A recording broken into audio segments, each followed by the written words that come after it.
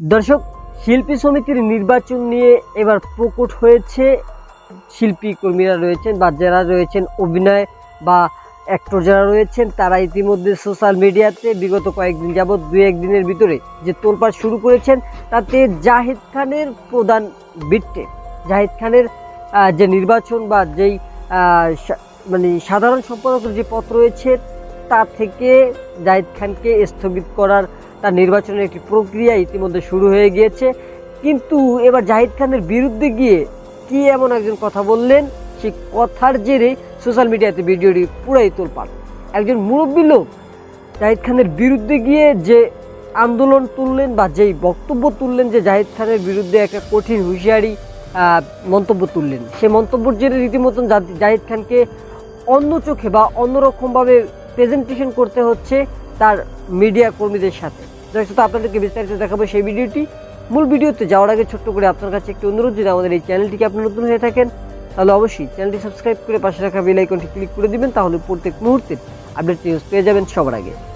দর্শক, কথা না বাড়িয়ে প্রথমে আমরা স্ক্রিনে পরপর সেই মহিলার কি বলতেছেন সেই ভিডিওটি একটু দেখে আসি, পরে জাহিদ খান কি বলতেছেন সেটা দুজনেই মন্তব্য দেখলেন। দুজনের মন্তব্য দেখার পরে এবার শিল্পী সমিতির নির্বাচন নিয়ে বিগত কয়েকদিন যাবৎ যে একটি আন্দোলন বা মানববন্ধন চলে আসছে, সেই মানববন্ধনে ইতিমধ্যেই বিগত কয়েকদিন যাবৎ যা চলেছে, কিন্তু ইতিমধ্যে এমন একজন লোক যিনি জাহিদ খানের বিরুদ্ধে অভিযোগ আনলেন, সে জাহিদ খানে পুরোপুরিভাবে ফেসে যাচ্ছে।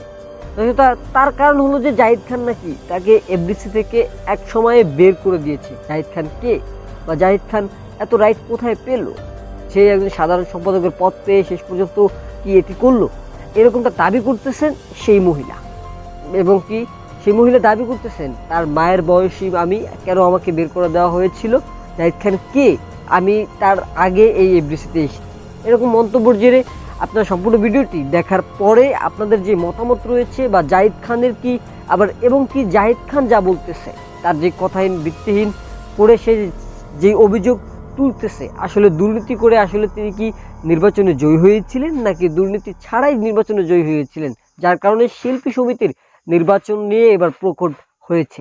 আপনারা দেখলেন সম্পূর্ণ ভিডিওটি দেখার পরে জাহিদ খান যে মন্তব্য করেছেন নিপুণের বিরুদ্ধে গিয়ে, সে নিপুণের সম্পূর্ণ ভিডিওটি বা নিপুণ যে অভিযোগ তুলতেছেন তার কতটুকু ভিত্তিহীন কথার সম্পূর্ণ কথার মিলিয়ে বা আপনারা বিগত দিনগুলোতে যা দেখতেছেন বা আজকের এই ভিডিওতে যা দেখলেন, সম্পূর্ণ ভিডিওটি দেখার পরে আপনাদের যে মতামত রয়েছে মতামতটুকু অবশ্যই কমেন্ট বক্সে জানিয়ে যাবেন। আজকের মতো এখানে বিদায় নিচ্ছি, দেখা হবে পরবর্তী করে আপডেট নিউজ নিয়ে। ততক্ষণ যাবো, সুস্থ থাকেন, ভালো থাকেন, আল্লাহ হাফেজ।